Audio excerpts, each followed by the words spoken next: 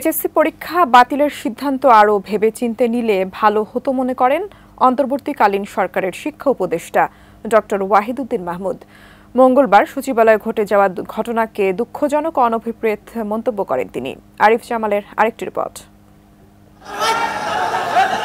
কোটা সংস্কার আন্দোলনের সময় স্থগিত হওয়া এইচএসসি পরীক্ষাগুলো বাতিলের দাবিতে আন্দোলনরত কয়েক শত শিক্ষার্থী মঙ্গলবার সচিবালয়ে ঢুকে পড়ে।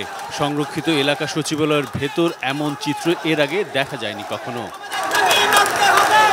প্রশাসনের কেন্দ্রবিন্দুতে এমন ঘটনায় বিব্রত শিক্ষা ও পরিকল্পনা উপদেষ্টা ডক্টর ওয়াহিদুদ্দিন মাহমুদ। সমসাময়িক ইস্যুতে বুধবার শিক্ষা মন্ত্রণালয়ে কথা বলেন তিনি। উল্লেখ্য, শিক্ষার্থীদের দাবির মুখে স্থগিত থাকা এইচএসসি পরীক্ষাগুলো বাতিলের সিদ্ধান্ত নিতে বাধ্য হয় সরকার।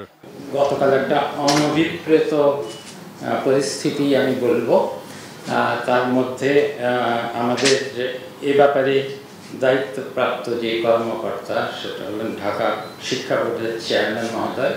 তিনি সব বোর্ডেরই সমন্বয় করেন, তারই এটা বলার কথা। তিনি এই বাকি পরীক্ষাগুলো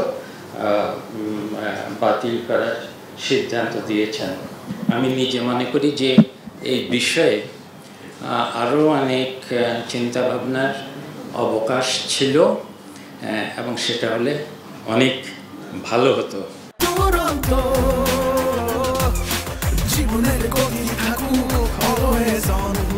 এসব পরীক্ষা বাতিল হলেও এইচএসসির ফলাফল কিভাবে দেয়া হবে সেই সিদ্ধান্ত হয়নি। বুধবার ব্রিফিংয়েও শিক্ষার্থীদের মূল্যায়নের বিষয়টি স্পষ্ট করতে পারেননি শিক্ষা উপদেষ্টা। আমি একক কিছু করব না, শিক্ষা বোর্ডগুলোই আসল সিদ্ধান্ত নেওয়ার কথা। তারা এসএসসির আগের পরীক্ষা, এবার অর্ধেক পরীক্ষাগুলো হয়ে গেছে, এগুলো সব মিলে কি করবেন সেটা তো আমি এখনো জানি না।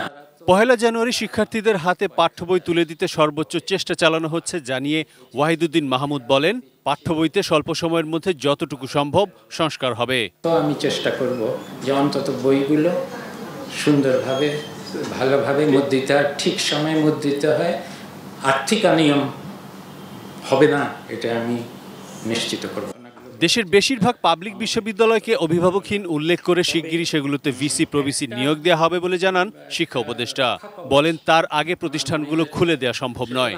বিভিন্ন প্রতিষ্ঠানে শিক্ষকদের বল প্রয়োগ করে সরিয়ে দেওয়ার সমালোচনাও করেন তিনি। শিক্ষাঙ্গনে ভদ্রতা রক্ষা করতে হবে, বল প্রয়োগ করা যাবে না এবং অপমানিত করা যাবে না। আরিফ জামাল, এটি নিউজ, ঢাকা।